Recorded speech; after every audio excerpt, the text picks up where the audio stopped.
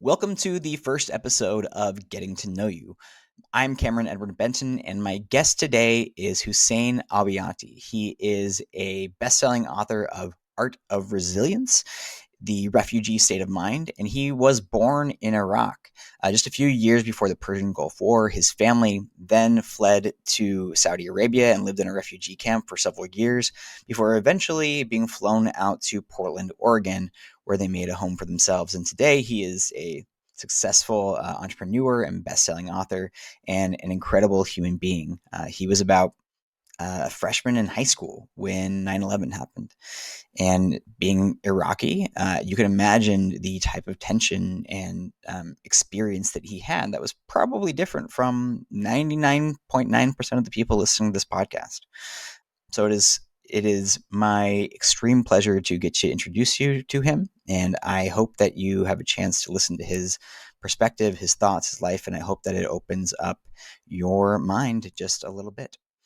And Thanks for yeah, having me, brother. Yeah, it's definitely a unique story, but not just unique to me. It's the thing that I think drives me to share it and be honest and vulnerable about it all is because um, it's still happening to many people, and we need to wake up to that. And so I feel like by sharing our stories, another gateway to get people to see the reality of things as opposed to just what they're told about the reality of things.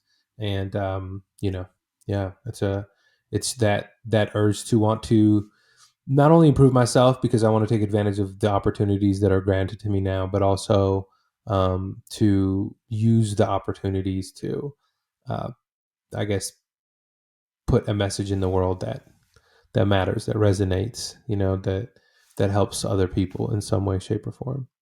awesome. Yeah, yeah. So to kind of slingshot off what you just said, you said like to help people see the reality of things versus kind of just maybe like the story of how it's told. Can you talk a Mhm. little bit more about that? Like what about um, reality is, I guess, different from your experience than how most people might see it? Yeah.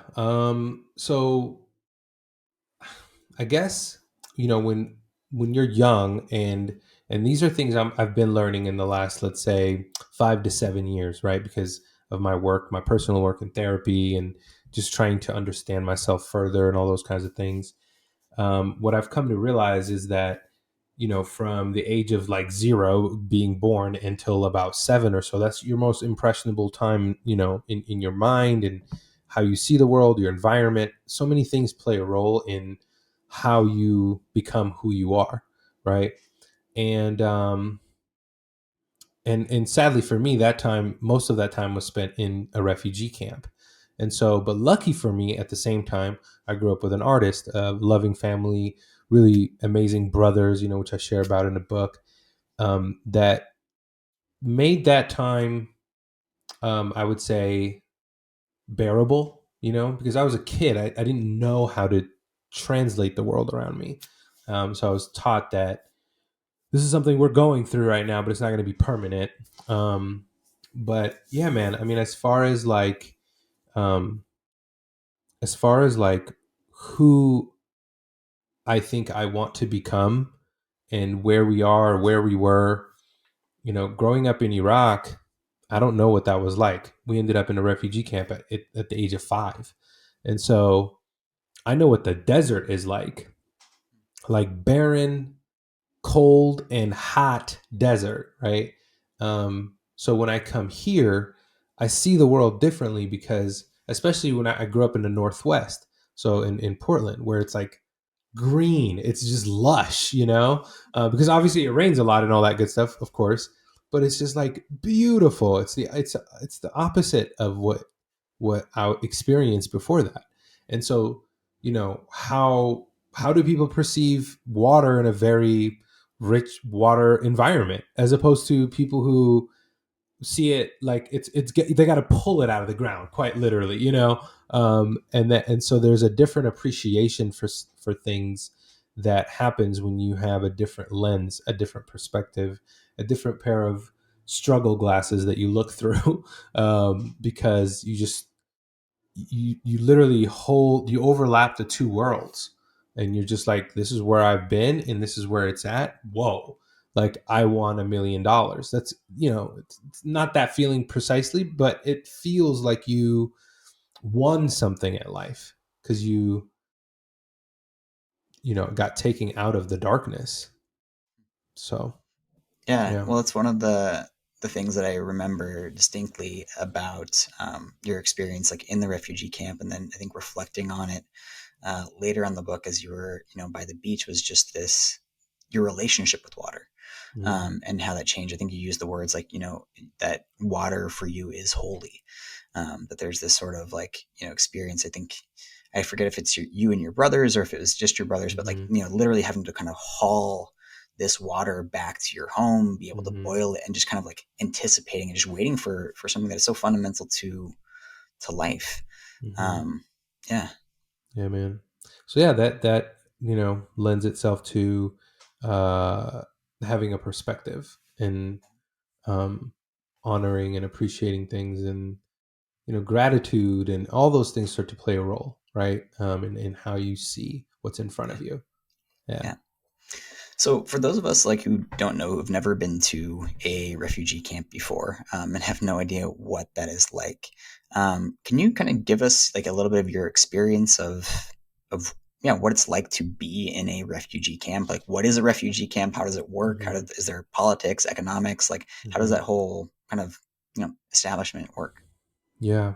Um, so I might not be the best description of it, if you will, because my experience is very different than the people going through it today, and I encourage listeners and people to go and look now, see what's happening right now and how people are living and everything, because every experience is different. But for me, again, I don't know too much about the politics and the depth and everything like that, but people who are forced to leave their home, whether it be civil war, war in general with a different country, and or climate, which is happening now more than often, and for seeking refuge from political asylum, those kinds of things. They're all in that pool. They're all treated a little differently, of course, politically, and it's really unfortunate, because I feel that most refugees and where they are today and all those kinds of things shouldn't be there. There is no reason to have refugees, unfortunately, because there's no reason to, we brag about how advanced and civilized and technological and amazing we are, right? We hold up awards like nobody's business, but we can't figure out how to sit down around a table and talk, and not go to war, which causes a continuous ripple effect through our entire planet. People don't understand that just because a war is happening on the other side of the planet, it's not impacting you. And perhaps it didn't in the 90s, 80s, 70s. There was a little bit of a disconnect, but today, like, you feel that ripple, it goes through, like, it's there, and it's visual, you see it every day. So the thing about refugees is that no one chooses that. That's not a choice, that is a choice made for you, right? And so when you end up in a refugee camp, it's exactly what it is. It's a camp.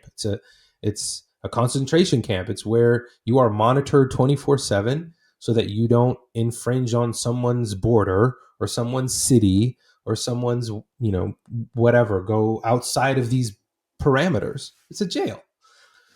So reuse the word camp, and call it a jail, and because that's essentially what it is for these people, because they can't leave, and and um, their surroundings and their environment is now, it's like burnt soil. You can't grow. You can't do anything.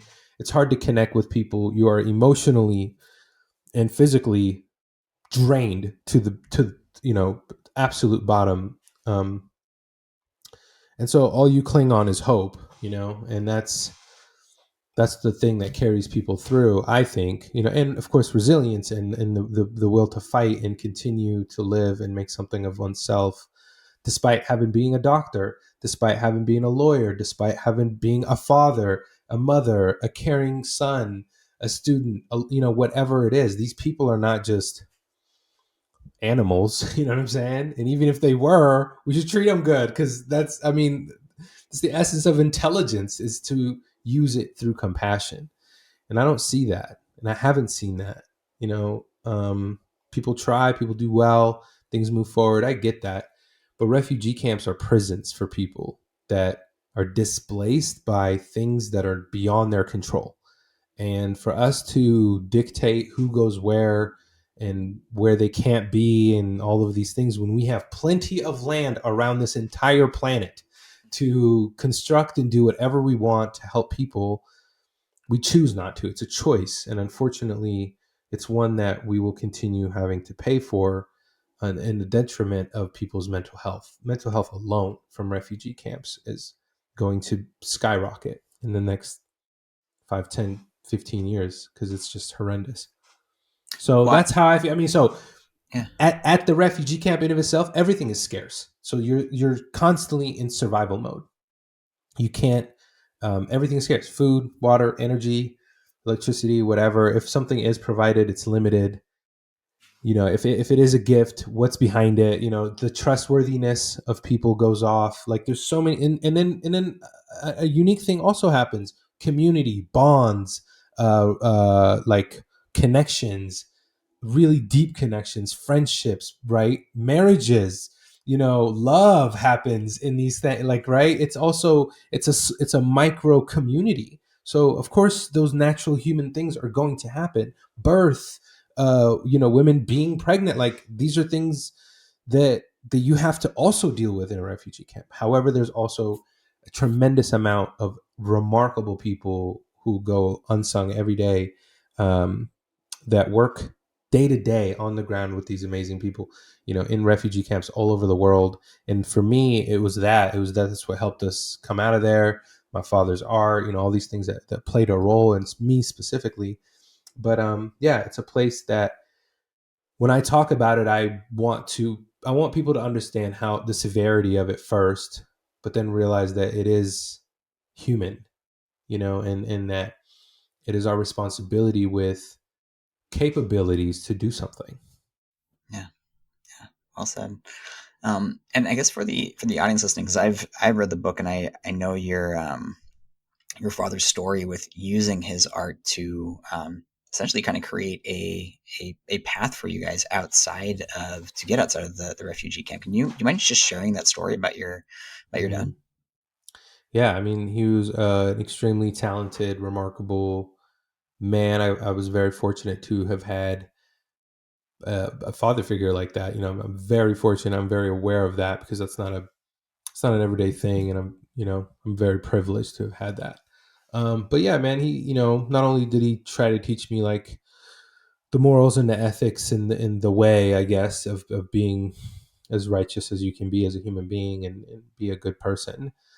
He also was extremely, like, loving and family oriented, and uh, religious, but also funny and poetic and artistic, and very friendly, and had created friendships and bonds. You know what I'm saying?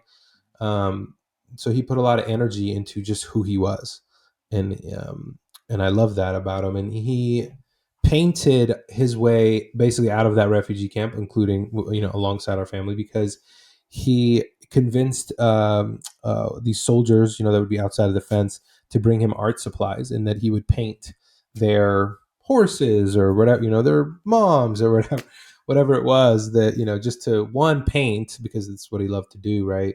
But two, maybe establish a relationship, a friendship, that maybe you can bring me some paint supplies and some rice. I don't know. You know what I mean? Like, figure it out, because you're in this world where you got to just ask, but bring some kind of value. And he knew what kind of value he had, because he's been an artist his whole life.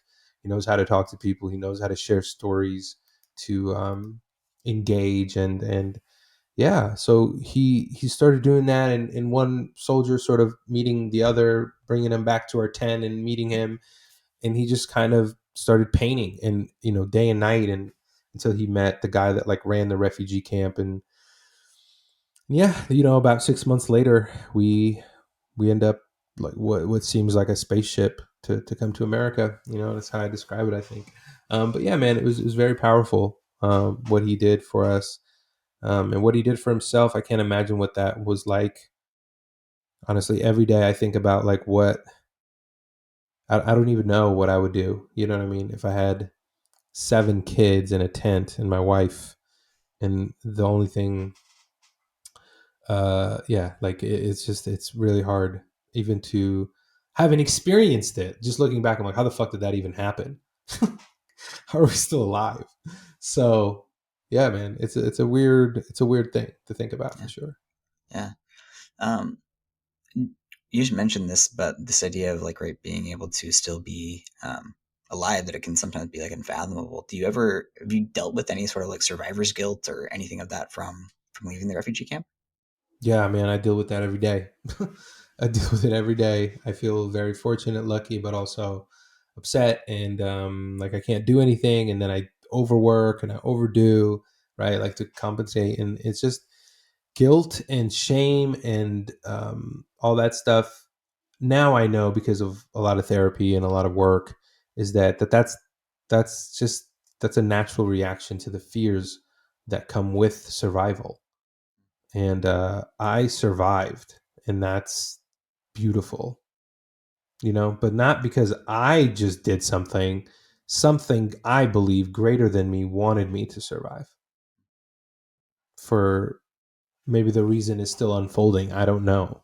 You know what I'm saying? Like, so perhaps to talk about it now and shed light on it. Like, I don't know, but if that's the case, then great. If not, maybe it's something else. And yeah, man, I feel very fortunate, and to feel guilty about it is to bring myself lower. Now I think about it like that, because I understand that it's not guilt, it's actually gratitude that I need to feel, and lean into more and more, and practice patience, and feel fortunate. And then now that I have this fortune of existing, what do I do with it? And that's you know and okay, I want to live from gratitude. What does that look like? I want to make art. I want to express and share my message, and help people gain a better perspective about all of us meaning humanity, not just like refugees or Arabs or Muslims or Yeah. Jews, Yeah. but Yeah. like, just can we all learn about one another from different perspectives and respect that to a degree where we don't have to kill each other. um yeah. Yeah. Yeah. I think that's a beautiful, beautiful gift. And, to your point about like feeling guilty making you lower, right? It's like that, like you said, like those feelings often all they do is they bring us down and they don't really do anything useful. Where when you are leaning into gratitude and the gift that you have, you can actually make an impact with whether it's the other refugees or other people in your life. You can use this opportunity to actually do something versus Yeah. simply shutting ourselves out. But Yeah. I get it. It's hard sometimes, but Mhm. yeah, it sounds like you're doing a great job. Um, I'm curious with one of the things with the refugee camp that you mention is that I think you were there for what, like 3 to 5 years or something in About that range? 4. Yeah. About 4 years? Yeah. Yeah. And then when you're leaving, you mentioned that, you're leaving, but you still have friends or family. And they're like, how long can people end up in refugee camps? Can people end up spending the rest of their life there? I mean, obviously the rest of their Yeah. life is relative to how long they are, but it's like, can people spend Mhm. decades there? Like, et Yeah. cetera? Like, how does that kind of work? Yeah, you can eventually spend your entire life there, and might die there. Who knows, really? But my uncle, like, I'll give you an example. My uncle was there from 1990 to 2004 when America went back into Iraq and freed and got rid of Saddam. And so that banning of refugees that left during that war, because there was a ban, and the idea is that you couldn't go back to your country, because if they found out, you would be killed. You were considered a traitor. So my uncle didn't go back, and he couldn't leave. No refugee resettlement program picked him up, because refugee resettlement programs focus on families, right? Mom, dad, kids, right? Like, so that they can bring over and whatever, right? Unfortunately, people who are like single or by themselves or whatever have just like a very low chance. Now, that's not the case all the time, but they just have a lower chance of getting a visa to become, to actually a refugee status, so that you can actually go and get picked up by a country that is offering that safe haven, right? Which is obviously, as you've seen in the news, is getting rarer and harder for these countries to take on people, including ours. It's really everywhere. Um, it's considered, sadly, a burden, unless there are the few countries that have considered it uh, a gift and have welcomed refugees in certain ways. But yeah, there's a very interesting political perspective behind all that I won't get into too much. But yeah, man, I feel like um, yeah, I just feel like the refugee world, where I grew up, all those kinds of things, they are um, they're behind the scenes, they're behind the curtain, and so when we don't see behind the curtain, we can't make decisions on how could these people get the help they need.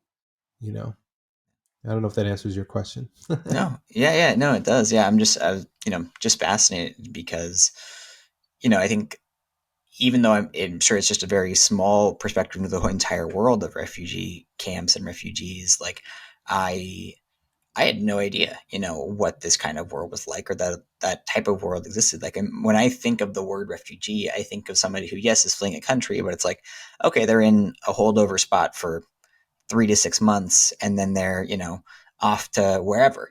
And they're, are assimilated into a culture, all this stuff. And so hearing about it as this, like, like you say, expressed as a prison, um, and there's no very little water or food, and you maybe have 2 to 4 hours of electricity per day, or these types of things for years, Yeah. was just kind of mind-blowing to me. Yeah. Well, think um, about think about how much, like, when you hear about those stories about a guy or a woman even who went to jail and they were wrongfully accused. mhm. Just Yeah, wrongfully accused, went to jail for 15, 20 years, yeah, right? And you're yeah, like, what the like, how do you even recover from that, right? yeah. Um well, same thing is happening to refugees. Mm, Like, they are essentially imprisoned for not participating, or not wanting to participate, or escaping for their lives. You know what I'm saying? Like, mm, just yeah, like, I'm coming to the border because I can't live where I'm at. Like, yeah. it's dangerous or whatever, right? And I don't know. I just feel like, with all the knowledge and everything we know about the world, how is this a problem? Mm, I yeah. can't. It is a problem, and that's the reality. And there are a lot of brilliant minds trying to figure it out, and that's great. But the fact that it's not, it's like you said, like, you don't know about it. Well, why do you think you don't know about these things? Yeah, that's a great question. I mean, from a like technical standpoint, I would say to find out those details, I would have to like seek them out, right? It's like it's dealing with a world that is outside of my everyday, other than just snippets that are maybe on the news.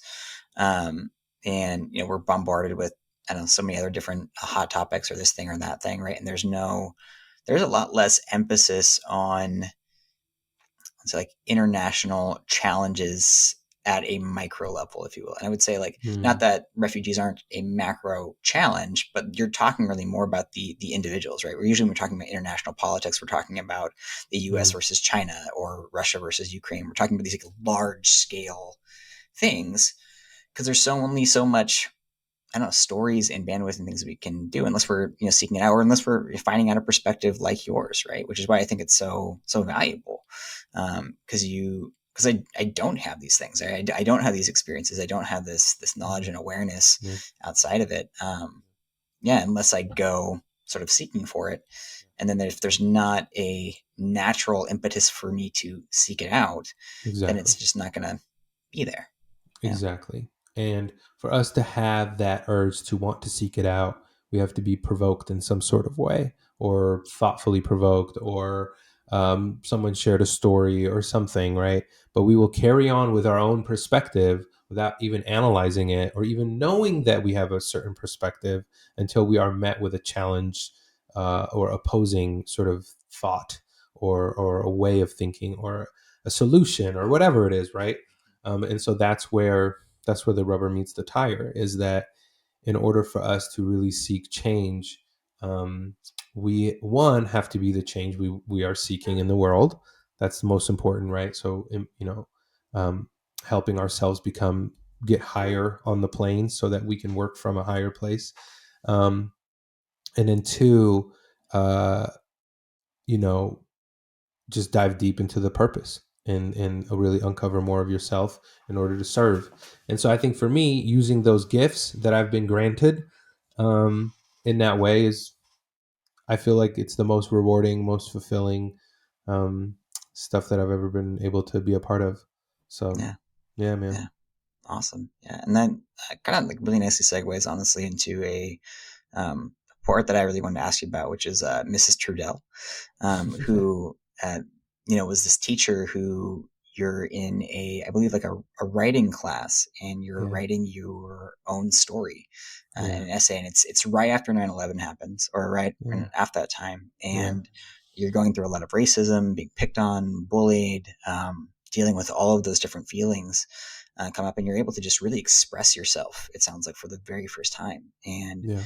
I just wanted to hear what that was like for you to Mm, have your experience not even just heard, but then shared, mm. and how that sort of that moment impacted your life and your experience of yourself.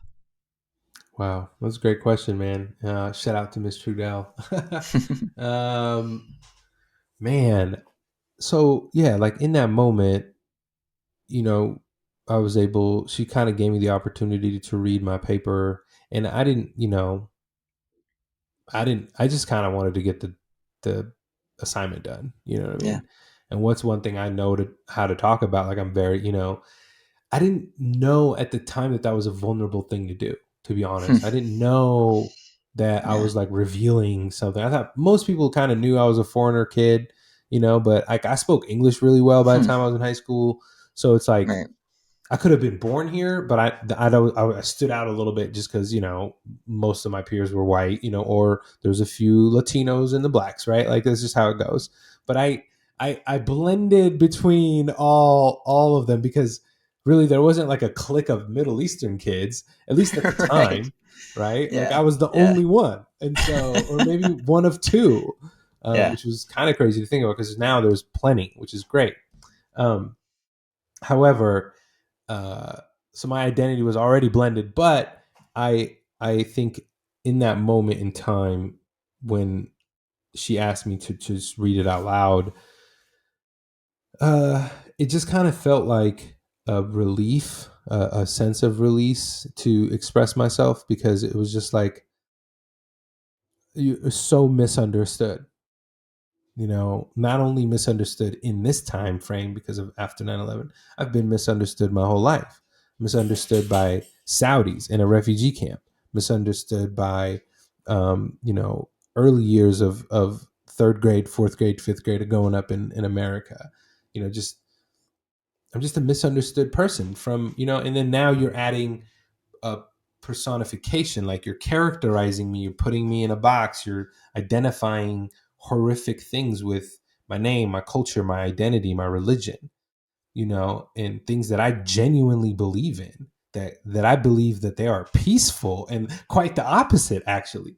And I'm just like, I'm living it. I've been living it. I am kind to you. I am nice. Like I'm living those things, and now because there's an advertisement here, you believe the advertisement more than you believe your peer. And so I think in that moment, I didn't think like that. I was not this mature, but in that moment, I think I was just like, um, here's where I'm from. This is what happened, and it sucks. And these wars and what's happening sucks. For me now, it sucks for those people there. It brings back memories. It just sucks. And all you do is 10x it, And so, um, who's really the bad guy? Yeah. And Who's what the was your bully? In that moment. And yeah. so once you put that perspective, you hold up a mirror and look, man, ugly doesn't like itself. Just ugly. Like when I say hold up a mirror, I'm talking about internally, because holding up a mirror internally makes you face questioning yourself, your judgment of who you are, your identity. And when things and art and people and speeches and conversations make you question what's inside of you, um, there's a potential for perspective shift. And how did your classmates like receive that information in your story? Did people come up to you afterwards? Like, what was kind of the reaction? Because I remember, at least in the story, like right before then, you were dealing with, you said a lot of that kind of immediate and direct racism that's coming out of it, Yeah. and then it's just like you have this opportunity. It sounded like things shifted for you pretty significantly at that moment. Although I'm sure there was a lot more work to be done after that as well. But Yeah, I think in that moment in that class, there was just like a wave of like reflecting, which was great. And I'd love to say that like all my buddies were like, "Yeah, oh shit, it was great." But that's not the reality. It was actually very emotional for me, and a lot, even my teacher, and so like that wave of emotion created that memory in me in how I felt. But for me, that's what mattered. I was free of what I wanted to say, and how they processed it at that point was on them. And I feel like at that point, I was who I am and they were who they were. And like some people came up and hugged me, some people, what's up. But, the dynamic shifted. Like I felt like definitely in that class, I wasn't I felt like my energy was elevated. It wasn't looked down upon anymore. Just maybe just in that class, and that helped me see myself in that way in other environments, mm-hmm. Yeah, and made me feel a little more welcomed, like a little more, you know what I mean? And yeah, sometimes, and I realized that sometimes people don't know your story. mm-hmm. People don't know who you are, and it's hard for them to then have that empathy. But if you share your truth, now they know. And if they make a choice based on that, and it still be negative, you did your part. Like now that's on them, and I Yeah, think that gave me solitude. yeah, yeah. And that was something you mentioned at the beginning of this is like when you went and shared your story, right? It's like you didn't even realize that what you were doing was vulnerable. And that made me think, a lot of times one of the challenges we can face as human beings is like we know our story and we kind of assume that everybody else understands us without having to have said that. Yeah. Um, yeah, I'm curious, Yeah. how did that kind of, I don't know, change for you to realize, like, oh, that's right, people don't really know what's going on? Yeah, I mean that shifted my perspective in that this expectation that people should treat me a certain way because I'm from a certain place, or this kind of victim mentality is great and all, but it's not going to get me very far. And I can't just lean on just having this story in the background, right? I have to just fully embrace who I am, and that I'm okay that I'm not African American or Latino or white or whatever. I can actually embrace being Middle Eastern and being Iraqi and being Muslim. And that was a slow progression, honestly, because in those early years I wanted acceptance, right? Because I wanted to be part of the cool kids. I wanted to wear the cool Jordans. And those are the things that kind of like are like they're salt and peppered around your identity, like wanting to fit in with the pop culture, um, listening to certain music, watching certain, what, like all those things just made you feel like you're a part of a community, because that's exactly what's around you. But then there was a part of me that like I had to go to the mosque with my dad, and I had to, Yeah, you know what I'm yeah. saying? That for a long time, in a way, I kept divided, um, and it was really hard for those two worlds to coexist. And I feel like honestly, it wasn't until probably 2014, 15, and then after my dad passed 2016 that things started to solidify. It was really when I met my now wife, that things, because my perspectives and how she saw me really helped me understand more of myself.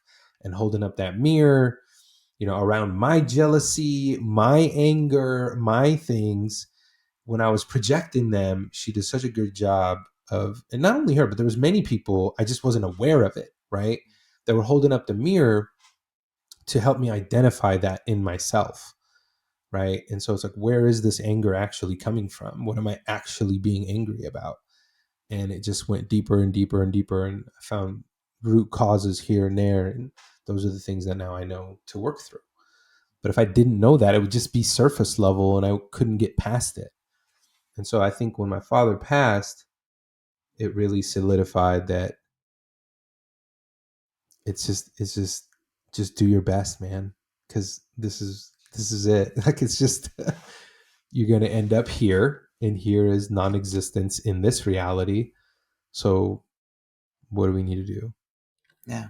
Yeah, that was very, very clear in your book that your father's passing really provided this huge moment of clarity for you.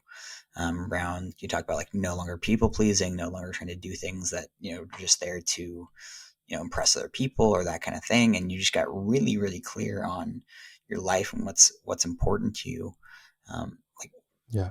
and I'm curious because there are so many people who go through death, go through Mm-hmm. tragedies in their life, go through various things. What was it about your dad's passing in particular that really was just like woke you up in that way? Man, that's tough. One, I think the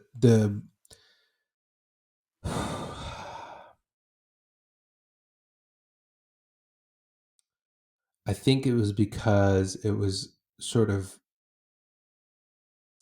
in my perspective, tragic. Like, it happened fast, and I didn't, like, the way I thought about it, or I thought it, I saw it differently, I guess, in the sense that he's going to be in the hospital, he's going to have a few more days, I'm going to have time, whatever, weeks maybe, I'm going to have time with them, say the things I want to say, all the movie element of it, right?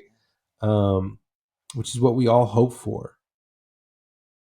It wasn't that, it was the quite opposite. It was like plucking a hair, it was just like, you know and that, I guess, shock and awe of it, made me realize,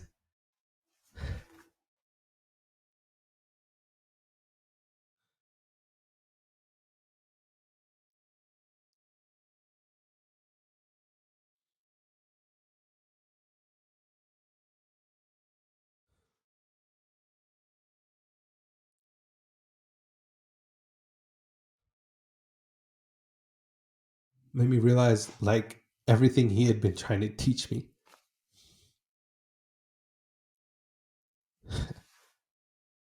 um it, like, I don't know if you've ever felt it, but like I felt like um it felt like a bullet went through me, man. That's how real it was. In that, the compact, like, all his wisdom, knowledge, love was like compacted in a ball of just heat, and it just hit me, and it just, uh,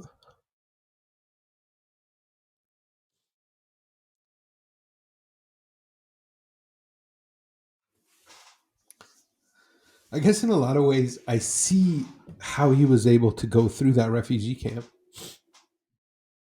in that it was, everything had always been temporary to him, and that he wasn't clinging on life.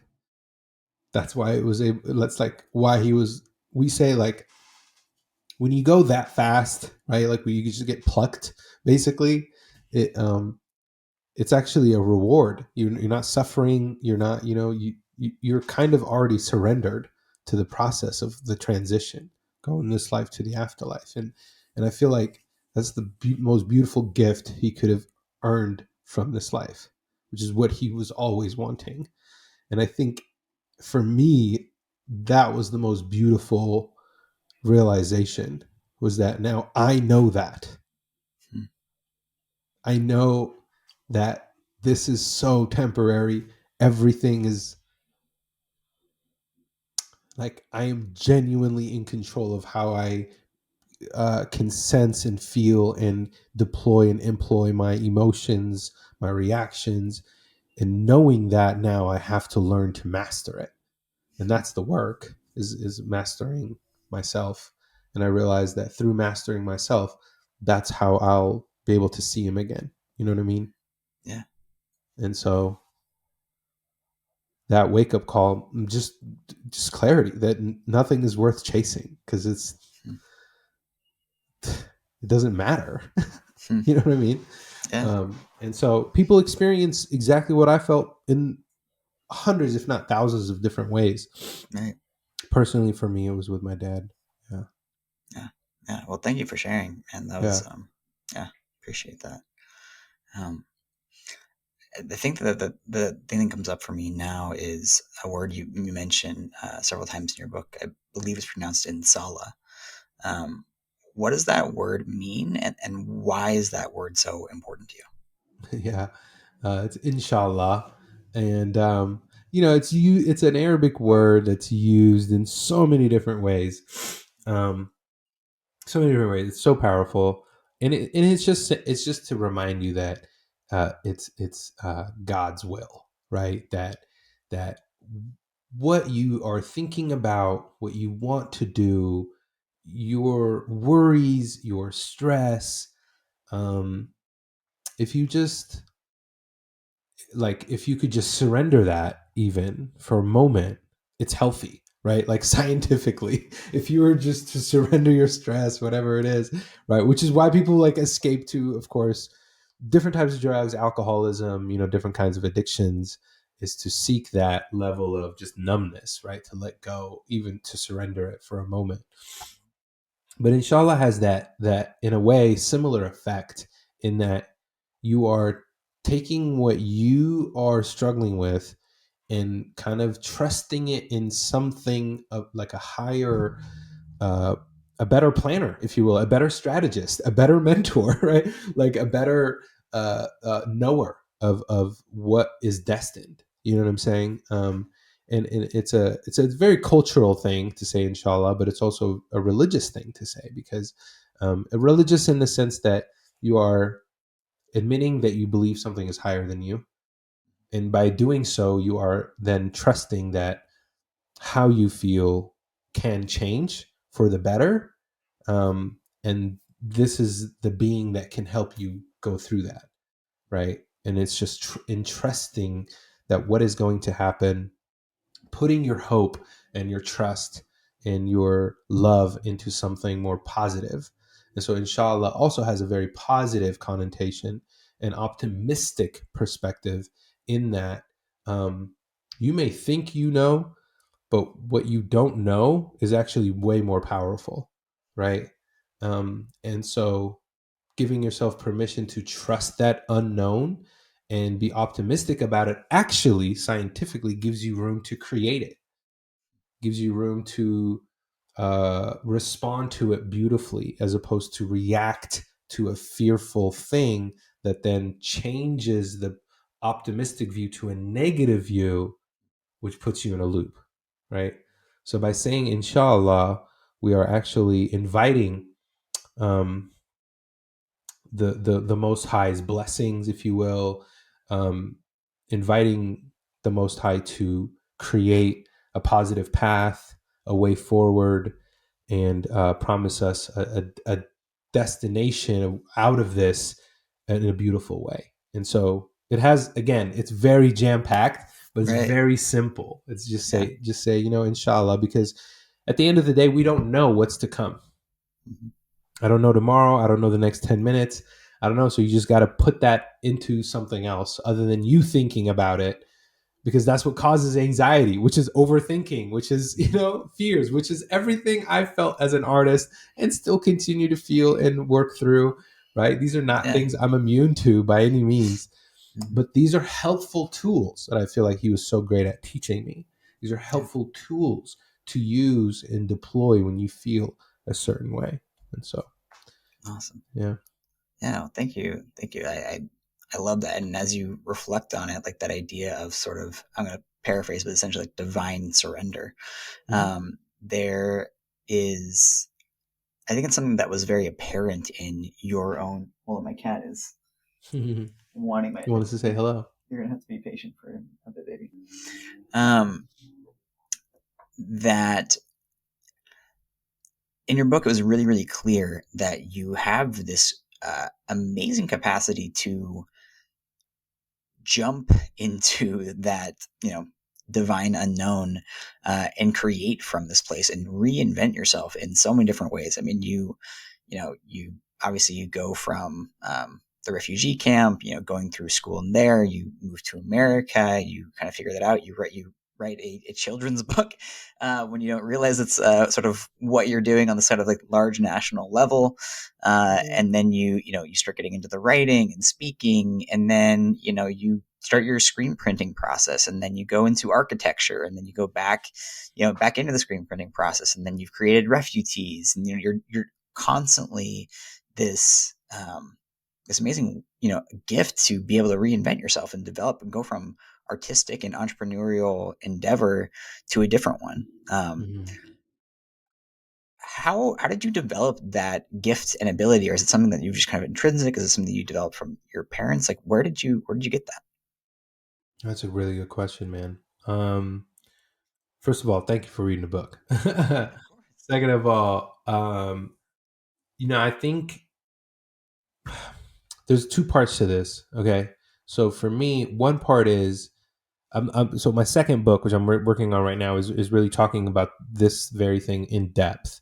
Um, but in a nutshell, like it's not just who I am; it's who my ancestors wanted to be and couldn't because their resources, land, whatever. There's so many things that happened in the past that have created fears and lack of opportunity for my ancestral heritage. And so what gets passed down to me is a survivalist mentality.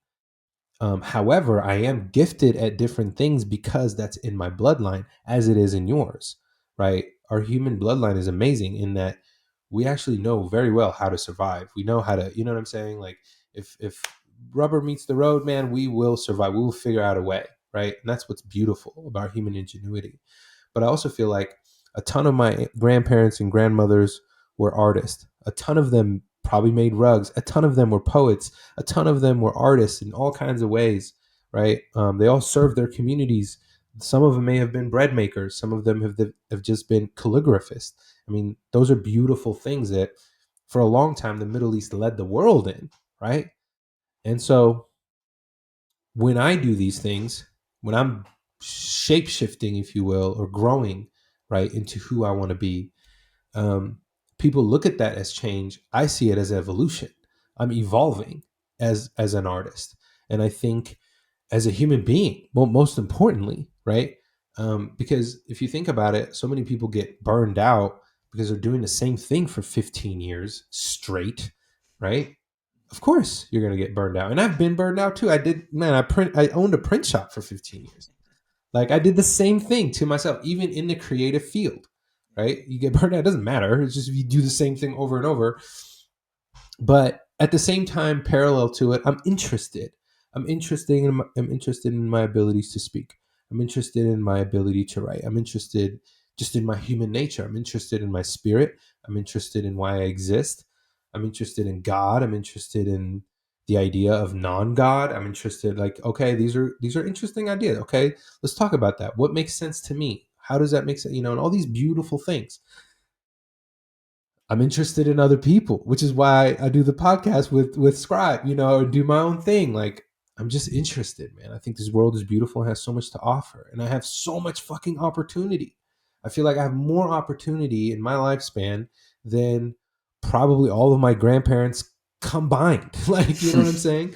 Yeah. So that's just goes to show you that when you unleash someone's potential, that when you unleash someone that's been imprisoned in a way, right, metaphorically, um, from not being able to participate, from not being able to do these things, to not start a business, to not whatever. When you finally allow them to do whatever they want in a way, right? Um, then things get really interesting, because then I can take my capacity and expand it as much as I want, in whatever direction I want. And of course, if I get further educated, then I further understand multiple different things. And I think the evolution of a person is a good thing. We should be constantly improving our skills, improving, because through understanding and improving our skills, we understand ourselves, we understand our passions, and we lean into those more. And by doing that, we reach a higher level of ourself. And I think, what better way to spend time on earth than to, gain a higher perspective of yourself and be even further in gratitude. Because I think, if one thing the Quran has made clear is that Allah is just like, look at yourself, like I challenge you to find an imperfection with how your body works, how just your senses are, like everything about the human being. That's just the human being. Then there's the rest of everything else that's around us that we have no clue even exists. Like, so powerful, man. So I take that concept and I say, okay, yes, I've also had to kind of shift gears and navigate through these different things and quote reinvent myself. Um, because I've also been in this survival mentality too. Like, I don't know credit like people do. I don't know how to buy a house. And when I finally did, it was incredible. But it was, like, I don't know. No one's taught me these things. I literally have to go and figure this shit out and ask a bunch of people questions. And, so it's not like I'm naturally gifted at just like navigating these things and running successful. No, by any means. It's been a trial and error process for sure. However, I also don't want to leave anything on the table, meaning like, I want to live my life fully and really experience the opportunity of existence, and try to figure out, which is really hard, how to just continue just be a just better human being, man. Yeah, awesome. Thank you for sharing that. Um, you mentioned the word opportunity a couple of times, and so I wanted to segue into some questions I had about what is often considered the quote unquote land of opportunity, America, and like in reading the book when you're in the refugee camp, there is such a wide eyed um, look at or thought, I guess, about like America, right? It's through the movies, it's through all of these kind of things you're hearing. It's the plane landing, it's the blonde haired woman that you see for the first time, and looking at it and being like, oh, is her hair painted on? It's all these little things, and I'm curious, like, what was your thought about what America would be like? How did that maybe change or shift when you actually arrived in Portland, Oregon, which you've probably never seen in any movies Yeah. before? And then like how did that kind of continue to grow and develop, which I'm sure shifted through the stuff with 9/11, and then as you're an adult now? I'd love to hear you chat about that, because again, I think you have such a unique perspective on America, which Mhm. is always a controversial and hot topic. So yeah. Yeah. I mean, look, man. First of all, America is great at marketing. You know what Oh, I'm that's saying? great. Like, they're just good, man. It's good. It's great marketing. I mean, Hollywood is a fantastic marketing tool. Hmm. So that's one. Two. Um, Look, man. Yeah, 100%. It is the land of opportunity. You come here, do whatever you want. As long as you're in the confines of the law, of course, and not breaking too many rules, right?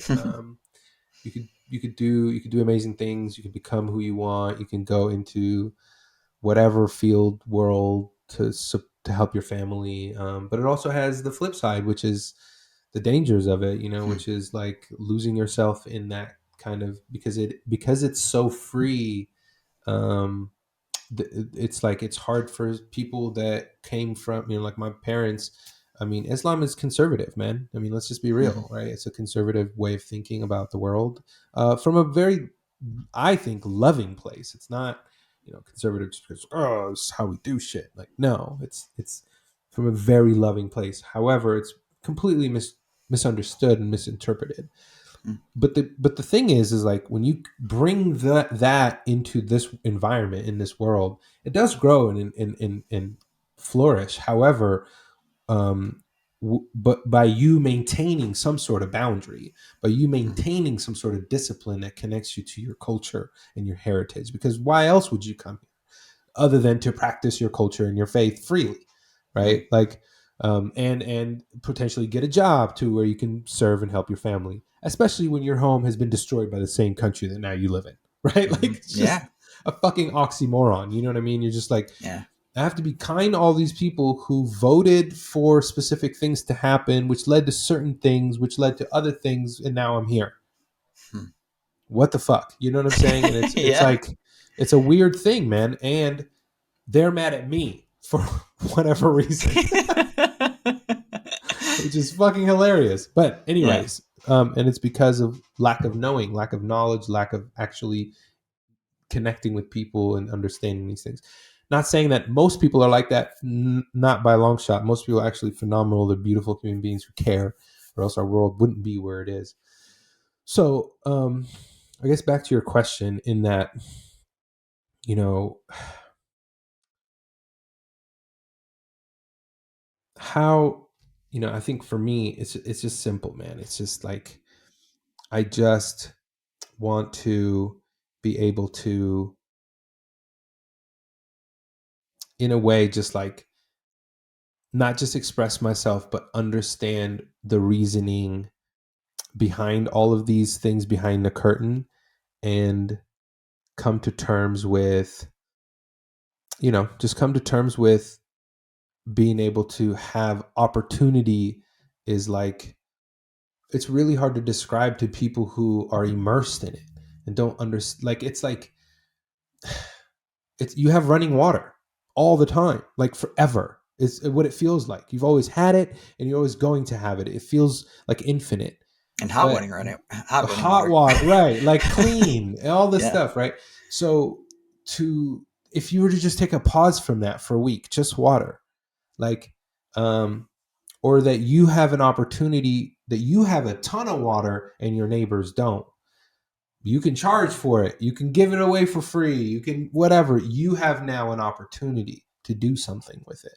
And so it's not that there are opportunities here that I could take advantage of. It's the knowing that I am provided an opportunity. And if I want to take advantage of it, then I have to put in the work, right? Opportunities aren't just like, here's $1 million, go do what you want with it. No. Opportunities like, you are safe right now. You live in this home. Um, what do you want to do from here? You have food, you got to go get food, right? Like, that's first step, right? Like, get a job. And then it's building on those opportunities. It's taking advantage of what is already existing. That's why immigrants and people from refugee camps and things like that, when they come here, they don't take it, they take advantage of the opportunities because they're not readily available where they come from. But here, they're so available that people see right through them. They see past them, right? Or that they should be like given these opportunities, like, just because, they should be afforded them just because. And that's not how opportunity works.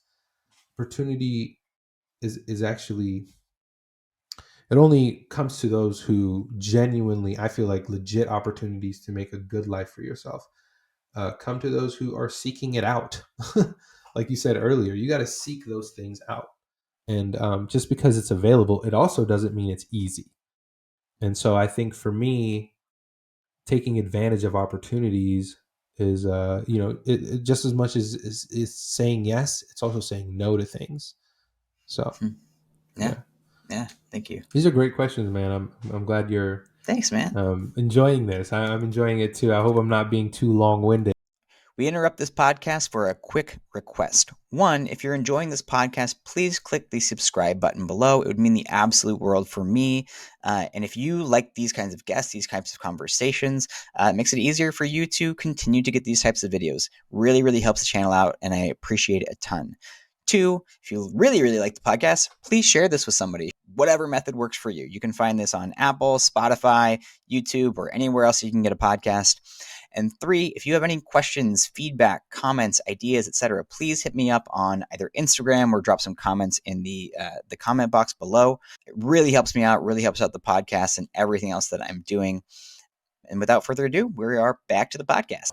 So, one thing that really struck my mind as I was reading the book, which I probably said 1,000 times at this point now, but was you're asked what you want to be when you go to college, and you have this teacher who asked you that question, and you say architecture. And I am just curious because it seemed like such a clear goal, and at least the way that I was raised and where I never would have thought of architecture in junior high or late elementary school or whenever that was for you.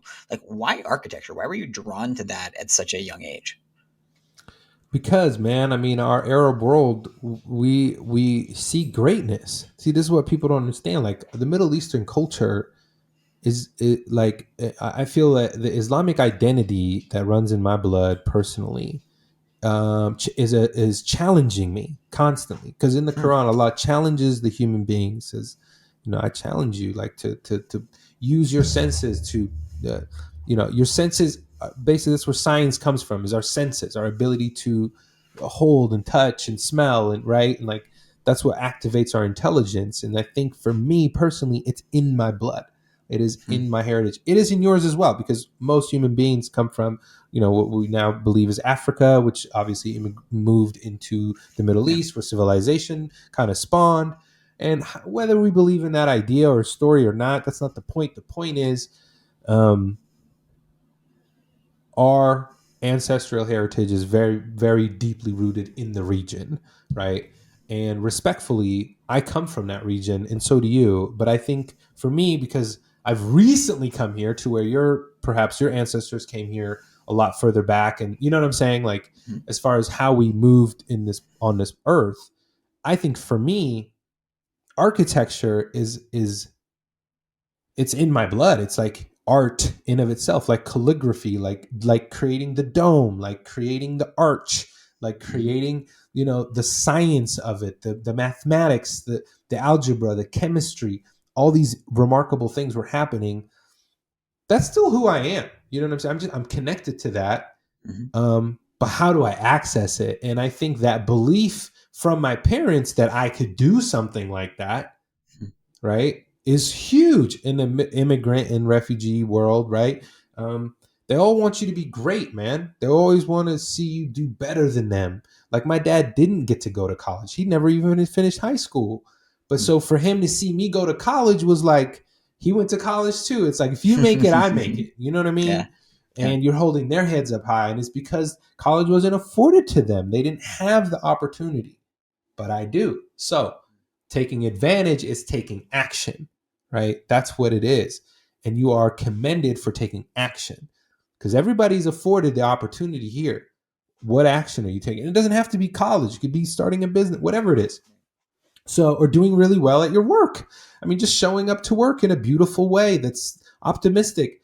That's taking advantage of your work. That's making it work for you. So, at sixth grade, seventh grade, I knew, because my mom and dad were so good at like embedding those ideas, right? Like, oh, you're going to be an architect, an engineer, like you're an artist, like you can use that, and you'll earn great money, you'll build your mom and dad a nice house. Mom's like, you're going to buy me a car. They're shaping you to be the 401k that they never understood, right? Like, my mom and dad, exactly, right? So, but they're also believing in you. They want you to succeed. They want you to do good in this world. They want you to be occupied with an occupation that you enjoy. And so they see these things in the future out for you.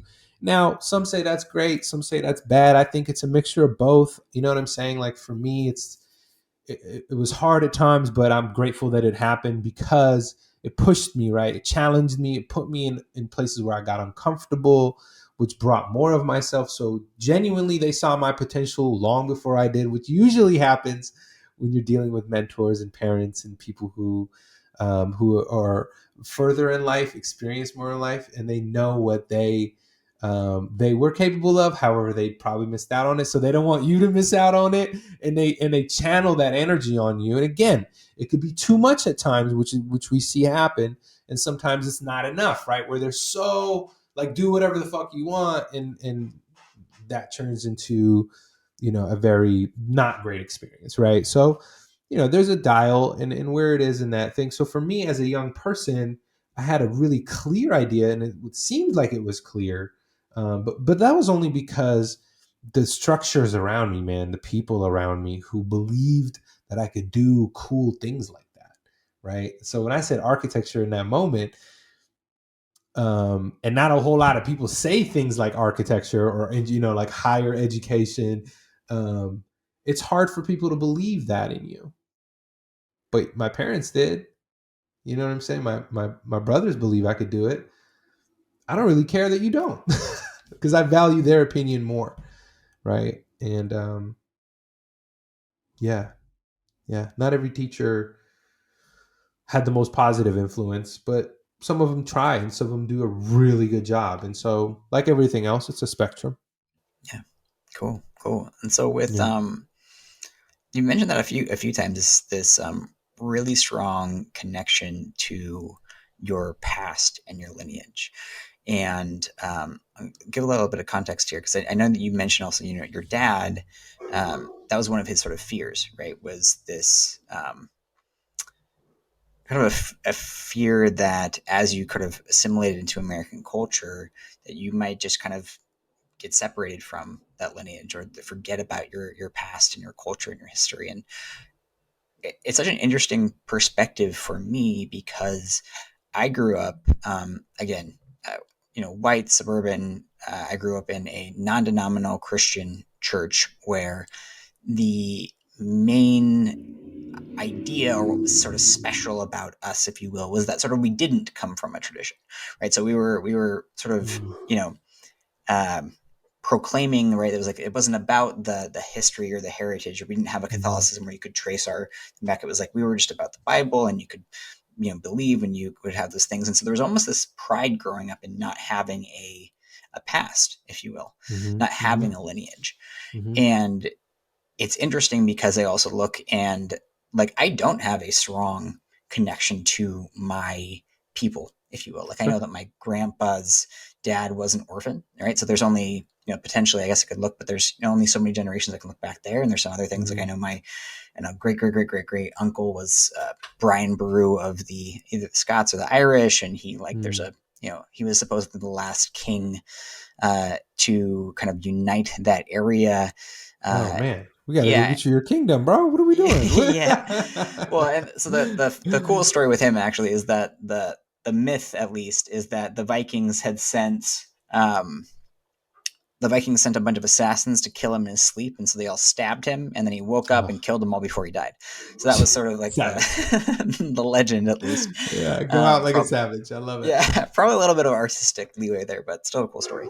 Yeah. Um, and so, yeah, I'm just, Yeah. I guess, all of that to say, I'm really curious about your connection with your lineage, and how that has shaped you. And it sounds like it's still important to you. And how do you work to continue to honor that, moving forward, and passing that along to kids, if you want them, or kind of spreading that culture to the other people in your life. Mm. That's a really good question, man. You know, I'm writing a lot about my heritage and my lineage and all those kinds of things in my new book. Um, but I think for me, like, our identity has to be connected to something. Like, who we are cannot just be a manifestation of just right now, like of the 37 years that I've lived. Can't be the only thing that dictates how my emotions are, how I see the world. There's so much, there's weird like anger feelings and all these things that are so tucked that I'm like, the deeper I go, I'm like, this not even me. I'm not even mad about that. Like, who is? Mm-hmm. No, what Yeah. is? Why do Yeah. I feel that? And so, well, where is that? And so we think DNA just passes down our genes and all these things. I think there's also a passing down of like spirit. In the spiritual world, there's there's a passing of information as well. There's a passing of stories. Um, there's an energy to everything and everyone, and in order to deeply connect with the world in which we inhabit, we I feel like it'll be doing ourselves a disjustice, um, an injustice by not knowing who we are. You know what I mean? Like, it's like the biggest scientific question, right? It's like, who are we? Where we come from? Why are we here? You know, all these things are actually all philosophical and very religious too.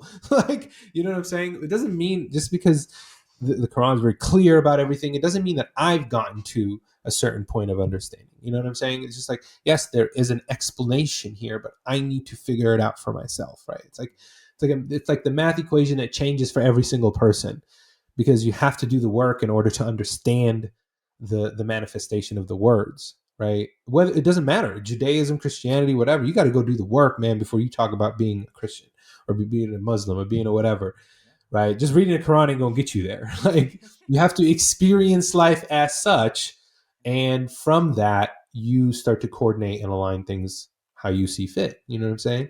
So I think for me, man, like, I just feel like my heritage is a huge important role in who I am and what I choose to be and what I how I evolve and what I grow into and how I pay homage to that.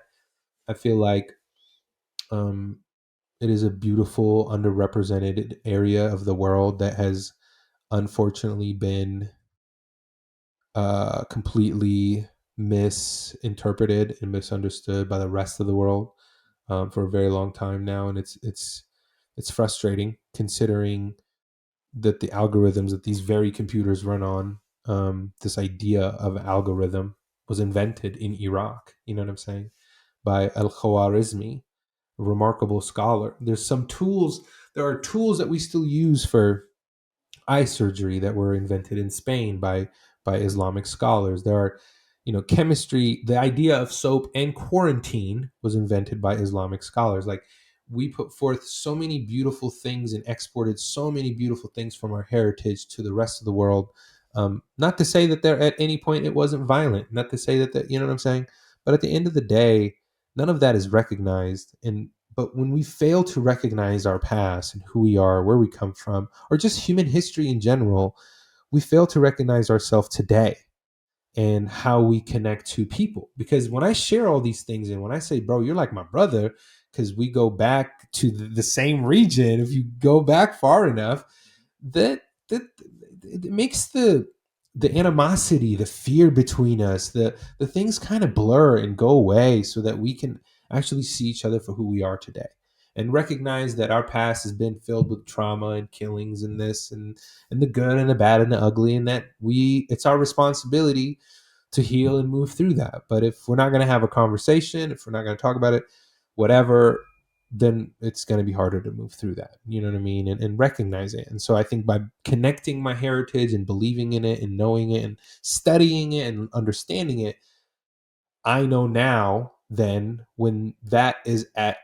a threat level of someone trying to take that away, because I know the sad part of being removed from that is that I am lost. I am disconnected from my truest of identities, which is that I'm a human, and that I have rights, and that there have been hundreds of thousands of people who have fought for those rights, and that wherever I seek to live, I want to be human. I want to be treated as such with respect and divinity and love and kindness.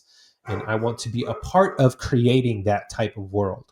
And so, you know, whatever it takes to create that. And I think a part of that is recognizing where we come from and who we are.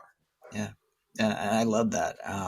It was something that you Please made me forgive my think of. puppy because she agrees, but It's all she, good because people just know it makes the podcast more real, I think, whenever yeah, little things like that yeah. happen. One of the things that you made me think of during that was this idea of seeing like the full picture. And one of the things I think that we deal with in America that we have been dealing with, obviously more recently with the Black Lives Matter movement and dealing with this is the um, kind of you said, like deconstructing the American marketing, right? And not necessarily to the outside world, but our own history, how we see things, right? It's like, oh, well, here's our history books that can paint one particular picture of our past and our history. And those things are true. However, it's incomplete, right? There's this lack of like, oh, there's all this other stuff that happened, these maybe dark things we don't want to look at, these challenging questions that we have, the lack of things that we did or the atrocities that we committed. That if we don't look at them, we really can't move forward with wisdom. And what I hear from you when you're talking about the connection to the lineage, and I think you so beautifully brought this up um, over and over again in the book, and just subtly, and subtly in such a way where I'm like, I really want to learn like more about like Arabic history, both in Iraq and with Islam throughout the culture, with around all of these different things, because it's like it opened up my mind of just how much beauty and magic has come from that space. And to the point that I'm kind of circling around to is, with this idea of the complete picture, how in America we maybe have this positive view and then we have to kind of work in our dark side. A lot of times it's like, okay, well, we have, the Middle East, which is this dark, scary place for most of us. And it's like, oh, actually, there's this history and there is this richness, this culture. I think you talk about it, right? Your dad being really prominent during the sort of artistic renaissance of like the 50s and 60s in this kind of really rebirthing space. And you mentioned the kind of the golden age of that time and the I don't remember if it's the School of Wisdom or the Library of Wisdom or whatever it was, right? But like these The little House of pieces that Wisdom. it's Yeah. yeah, Yeah. yeah. Mm. And it's just like, wow, there's so much more to our world than I think we often really realize. And being connected to our larger human story that you're mentioning, right? Of and painting those fuller pictures so we can see, hey, here's all the crazy shit we've done on both sides, on the good and the bad, and in between the artistic creators, the things that we lost, right? Because in a lot of ways, and I thought it was fascinating, was like forget, I apologize, it was the Library of Wisdom or the School of Wisdom. Oh, House of Wisdom. House of Wisdom. Thank you. Yeah, Yeah, yeah. the House of No, it's all Wisdom. good. Yeah, which when I did just a tidbit of research was, essentially this almost exactly like the Library of Alexandria, right? It's this Yeah. idea of like, hey, there's all of this history, all of this culture, all of this stuff, and then it's lost, it's burned, it's that Yeah. they said that the whatever the written words are basically like they painted the Dude, river, it's the Tigris River black, I believe, with ink. yeah, Um, exactly. The yeah. Tigris River was black. The Euphrates was red from all the scholars that they killed and all the ink from the books that they threw in the river. And now whether that's a metaphor or a true statement or whatever, it was brutal when Genghis Khan got to Iraq, unfortunately, and that was the first devastating blow to the Islamic um, Renaissance, if you will. But also, it gave birth to the European Renaissance, and which is why the West even has a history to call history. Is because the Arabs documented it. Like they were so good at translating and documenting Greek work that was then reproduced and reintroduced into European cultures. Right. So a lot of people don't understand that the Renaissance in of itself was being birthed by the death of, unfortunately, the decline of the Islamic Empire, or the Islamic Revolution. I don't call it the empire; it's an Islamic state of mind. It's a thought. The thought was advance. Advance in knowledge, advance in beauty and art and love and kindness, and advance your human abilities. And guess what we embrace today, bro? Exactly that, because at the height of the golden age was nourishment, was people had welfare. People still can't figure out how they made these aqueducts, and they lived well and they lived Yeah. peace and they lived in harmony with different faiths. And actually the House of Wisdom was the most inviting of all places. It literally brought samurais from one corner of the world and architects from the other side of the planet, and they brought them there to study and learn and teach. It was the Harvard of its time, right? Times 10. So when you have a place like that at the core of who you are, and as a human being, it's hard not to take advantage of what's around you today. And I feel like I take advantage of a crumb compared to what my colleagues and some people that have been able to get their hands on opportunities in America to do something amazing. And unfortunately, now the tables have turned. Like, we are in the dark ages, or the Middle East is in the dark ages, and the rest of the world is flourishing, or to some degree, right? And sadly, because of geopolitical issues and all of these things that play a role, of course, it's not just the faith. The faith actually propelled us forward, never held us back. And that's the thing that I always get back to. And what I wanted to touch on in my book a little bit, the previous one, was that um, how misunderstood that culture is in that place of the world. And I'm glad that it has given you such a different perspective. And I'm glad that it made you research and just look it up, because it is fascinating. It still blows my mind. And I'm from there. Mhm. Yeah, So, yeah. I think it's one of the things I'm constantly blown away by is like, we go through, or I should speak from like I went through high school and, studied quote unquote world history. And yet it's like there is such little of the history of the world that we really take in. mm, Um, it's really kind of European history, but in a very particular, told in particular way.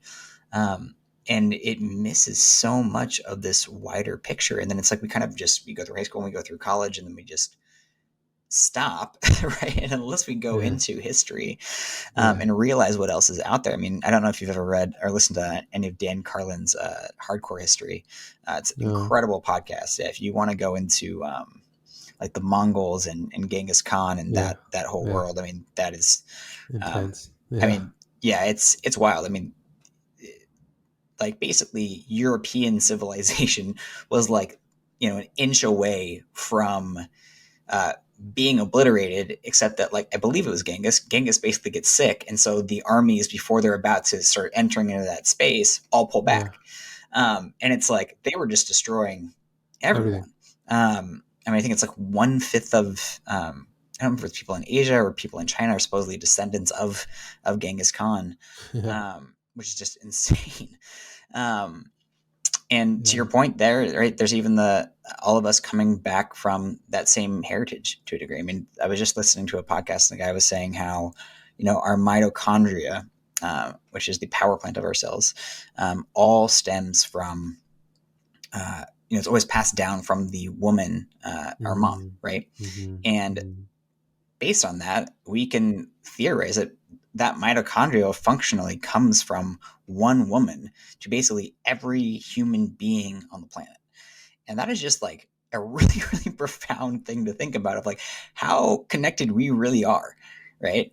Um, yeah, and to your point at the same time, like how little things in some ways like, legacy matters because, in 10 years and 100 years and a couple of decades, like, you could be rich now and then your family's going to be living in a complete different country and as a refugee in 200 years. Like we have no idea where any of this is going to happen, right. and yet we all are connected. And I think Yeah. that's when one of the gifts, even though I know that there's a lot of challenges with social media and all this other stuff, I think it's one of the biggest gifts of social media is that we're able to really start to see how interconnected we are.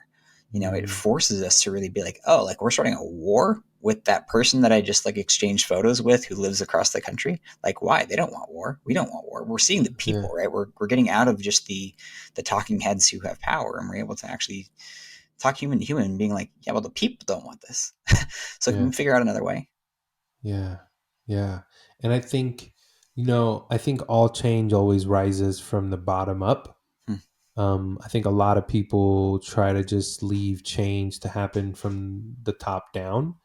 And I genuinely believe, because if you think about it's, or at least that it's very rare that it comes from the top to bottom. But I feel like a lot of change that's happened in our world has always come from people like you and I. Hmm.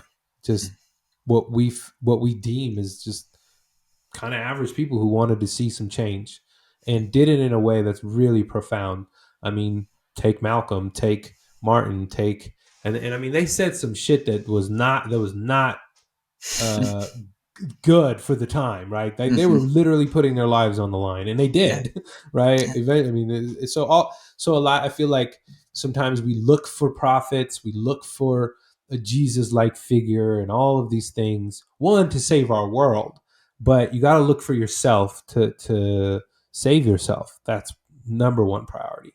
And then I think seek ways, just the simplest ways, which I feel like smiles, waving, congratulating, showing up to a thing that you would normally not show up to, meeting people, listening to people talk about and tell their stories, and not just podcasts. I mean, these are obviously are really great platforms, but man, take your friend out, take your colleague out for some coffee and get to know them. Take your teammate out. Don't go to just the bar, go to the coffee shop. If Ramadan's coming around the corner, what can you say? What can you do? Can you provide a prayer rug? Can you provide a space for, like there's so many ways to take advantage of opportunities that you already have that cost you nothing. Like smiling costs nothing. Waving at people costs nothing. That's acknowledging someone else exists. And that's powerful to be just acknowledged, man. I mean, people are killing themselves, quite literally committing suicide to just be acknowledged, loved, and appreciated. And I think the more we have these discussions, the more we are open with who we are, and posting and doing the things, aligned with who you are. Of course, watch your health around that. But yeah, you're right, man. I mean, the more we come to that, then I think places of leadership, once we start to evolve here in the next 5 to 10 years, things will change, and I'm eager to see them in a positive way. So Yeah, yeah, beautifully said. One thing that we haven't gotten into much is, although we've talked about relative to your heritage, is your relationship with Islam and Muslim, and sort of the religion mhm. aspect, the religious aspect, which your dad was really committed to. I know his prayer practice Yeah. and the religious thing. Like, what is your relationship with religion and Islam in that way? Is that still a part of who you are from a religious aspect? Is that something that you have modernized? Like, yeah, how is that in your life at this moment? Yeah, man. I mean, talk about perspective. To some people, I might be religious, and to some Muslims, I'm probably the furthest thing from religious. Like, I don't know. You know what I'm saying? Yeah, It's really hard to live in dogma, which is like other people's way of thinking about those things. So I try not to anymore, because it helps me just really lean into how I see it and how I choose to see it through studying and learning it, right? Not just like, this is how I see it. Duh, done. No, it's an evolving thing, it's a growing thing. And I think for me, there's nothing to give up. I feel like I've earned everything in the sense that what do all faiths try to teach? Like, uh, be peaceful, be humble, be kind, treat others with love, respect, whatever. Literally across the map, they say the same thing, right? So for me, they're all rivers leading to the same ocean. The ocean is the truth, right? Ocean is the most high, the ocean, And so they're all connected. Like all the faiths are actually one, which is Islam, which is the surrendering to the one, to the unity. All components, all variations, all atoms, molecules, whatever, add up to the one, the unity, right? But it's divisible by everything, which is why it's infinite. And so that's the beautiful thing about the Most High. The Most High does not exist in this realm, nor does he need to. He doesn't need time, space, matter, whatever, all the things that we need to. It's so beyond our imagination to comprehend the Most High. So therefore, the Most High, who I feel, let's just say, created the universe. And I know that's man, look, I get it. It's unpopular to say exactly what I'm about to say right now. And what I'm saying, it's very unpopular, especially to the left or to the right or whatever. Like, I don't care. What I care about is how I see the world. And I genuinely believe from my perspective that it shouldn't matter to you whether I'm wrong or right. And I don't need to prove anything. Like, that's the reality, because I feel like for a long time, I like defended Islam, and I like, don't talk bad about my people. You know what I'm saying? Like had this like very immature, sort of young minded, and very insecure about my faith, right? Because there's so much pressure about it being a POS way of looking at life, right? And it's not. It's a very beautiful way to live life. It's very humbling. It's very grounding. The ideals of prayer. Think about this. Meditation was one of the most rising and most beautiful things people know to do now, right? And especially in the West, there's a huge rise in meditation, right? I wonder why. We'll get back to that in a second. Fasting. Think about fasting. Think about intermittent fasting and how that exploded in the last few years, right? Um, think about just thinking positively, just the idea of thinking positively, optimism, right? And how that's not just in a self-improvement world, that's like in healthcare. People tell you like just think positively about what's about to happen, and that will cause a reaction. Like it's scientific, you know what I'm saying? Okay, so where is that practiced? Who could, okay, so monks practice those kinds of things, right? uh People in religious areas practice those. Elite athletes practice those kinds of things, discipline, right? Meditation, pushing your body to limits, doing things like diet and exercise that normal people don't indulge in heavily, right? Avoiding alcohol, avoiding, like right now there was just alcohol free January or whatever it was, right? Like it's funny how the West always comes up with these like 1 month spurts of like try something like or grow a beard or whatever it is, and that's beautiful. I love it. I get the marketing behind it. But what's interesting is, okay, if meditating, fasting, like connecting, stretching, like all of these things are good for me, and being on purpose and, going towards a goal, if all of those things are part of a quote unquote successful life, then who can teach me that at a very high level? And for me, the answer is the Quran and the Prophet Muhammad, right? Because it's a continuation of all of these faiths. It's not different from them. That's how I see it. That's how we see it. Is that we don't not see Jesus for who Jesus is. We know who Jesus is very well. We love and respect Jesus and Moses and David and Buddha and everyone else that's come before them, right? And Nelson Mandela and all these remarkable people that live today that practice those kinds of things, right? So the people we look up to the most, the people that we, and I don't recommend anyone do this, put anyone on a pedestal, but the people that we put on pedestal in culture, they practice these different types of things, such as discipline, whatever.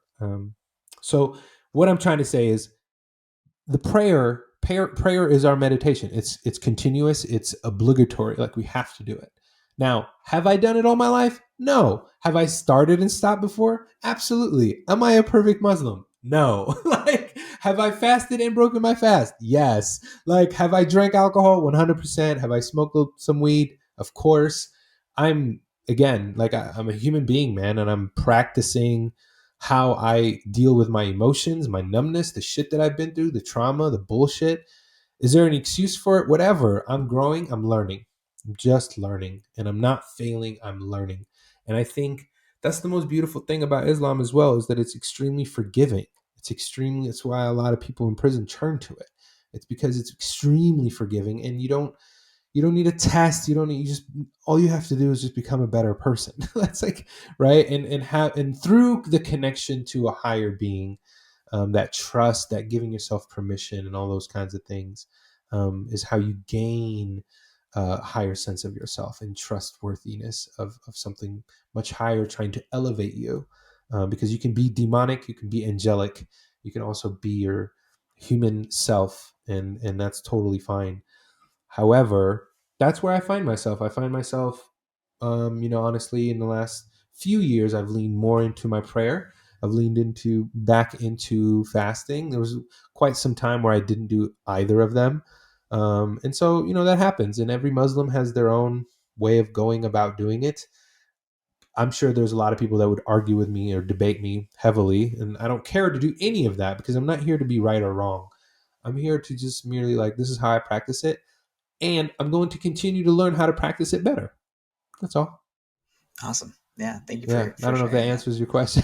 No, It's yeah, kind of yeah, a totally. long-winded question. No, it totally does. Yeah. I mean, there's so Right. many avenues we can go down that. Well, one thing that really caught my attention was something that I've been, fascinated with in a way since I was born and raised as a Christian. But over the last like several years of work, I worked with a company who a lot of the work that we did focused around forgiveness, and that was a word that you just mentioned that was a big part of. Uh, I believe you said like people's maybe appeal to Islam is like there's this sense of probably redemption and forgiveness, and that is something that I don't know because I don't know much about Islam other than very very rough ideas.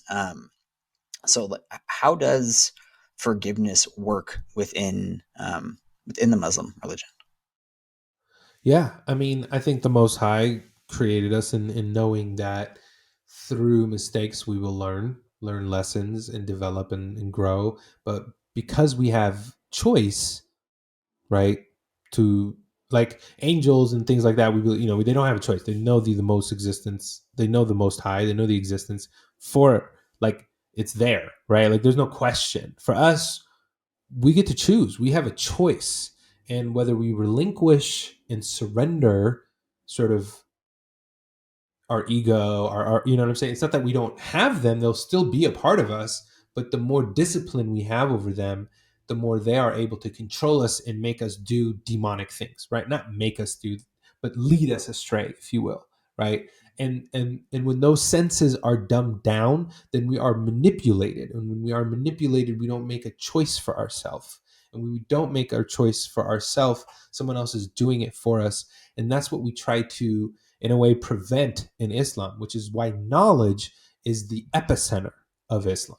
It's why we have to seek knowledge in a way that makes us very aware. It enlightens us through our senses, through science, through understanding of our reality and our physical and our mental world, right? By understanding those things, you have a better perspective that you can make a choice from. And ultimately, all of these choices lead to one thing: the choice that you believe in a higher power or you don't. And that's fine. Either one is fine. But the idea that when you do, X, Y, and Z start to happen. And when you don't, X, Y, Z start to happen as well. And whatever those things are for you in your life and your personality and whatever are different for every person.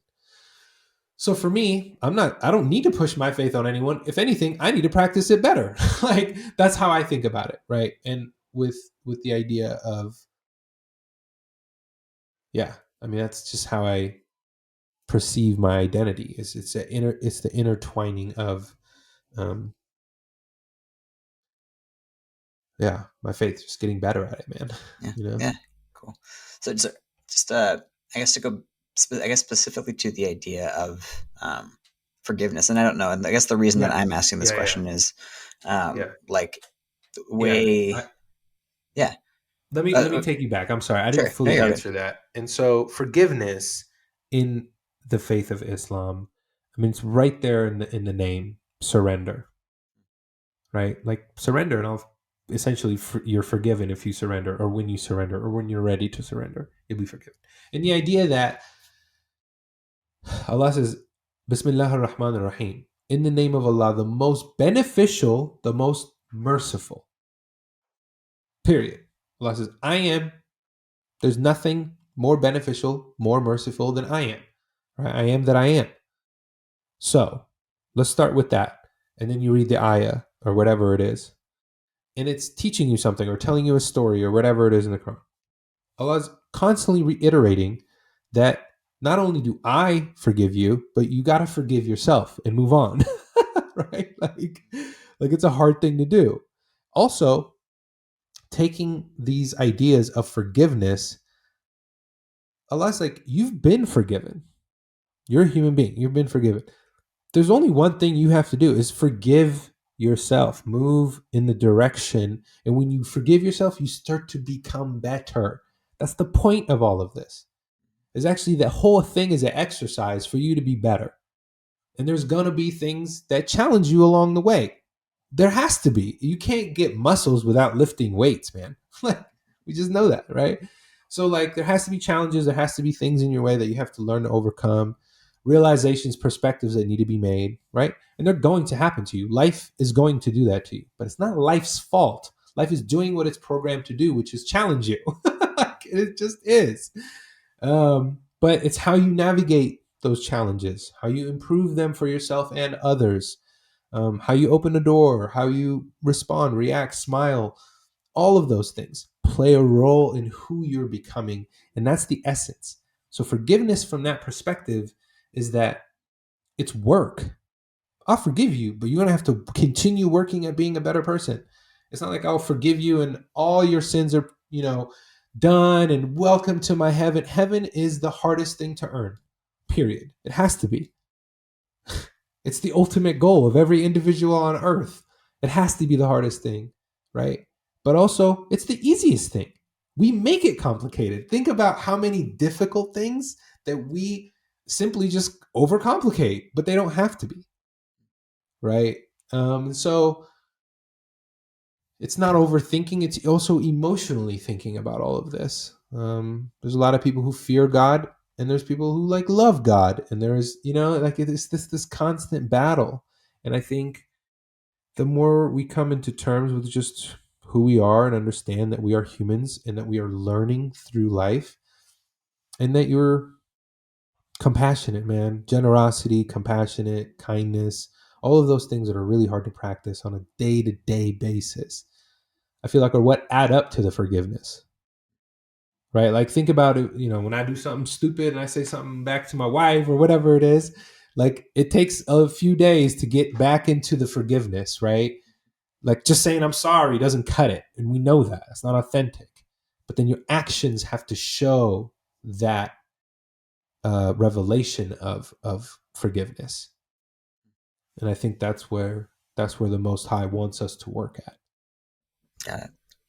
Cool. Thank you for sharing that. I mean, so Yeah. from what I hear, it's like, um, it's like you're going along, you screw up your life, you're being an asshole or doing that kind of thing. And it's like from your perspective within Islam, it's you're given the opportunity to, I would say, uh, forgive yourself and move towards that, but then to, work and make amends to, um, move towards, that new life that you want to create for yourself. Is that accurate? Yeah, absolutely, man. I mean, I think the Most High is beautiful, and I know for a fact He wants all of us to. Uh, I mean, He's the most forgiving, meaning like whatever you do, um, it's okay. It's like you have to forgive yourself and learn that the Most High isn't there to just judge you. Like, we have such a authoritarian perspective about the Most High. That's very humanistic. Actually, it's not. It's not. It's it's a very immature perspective of the Most High, because it's we just think like He's just going to judge us and kill us and put us in hell, and and destroy our lives, and because we angered him or her or whatever. I don't look at it that way at all. At all. There's no way this divinity that is the creator of like it's so expansive. It's it's it's literally hard for us to imagine that perspective of thinking, of how we should, one, treat ourselves, treat one another, and think about how he should judge us. Not there to judge us. I think he's there to help us realize our beautiful essence, um, through trials and tribulations that lead us to those perceptions, perspectives. Yeah. Beautiful. Well, beautiful said. And, saying this was such a beautiful conversation. Thank you so much for sharing, just a Absolutely. beautiful and wonderful perspective that you have, in this world. And, where can people find out more about you, follow you, anything you want to link them to? Yeah, man. Thank you for engaging in such a deep conversation, man. You Yeah, got me of to course, man. cry. You got me to like chat. You got me to laugh. All of it, dude. You're Good. great. Good. You're My natural. pleasure. Well, I'm very grateful, man. Where people can find me, just HusseinAlbaiaty.com or LinkedIn. You can reach out on there.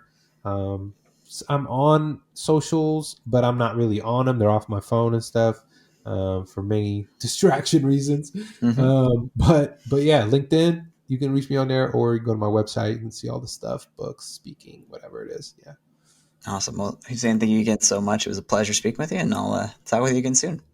Cameron, absolute pleasure, honor, my friend. Thank you.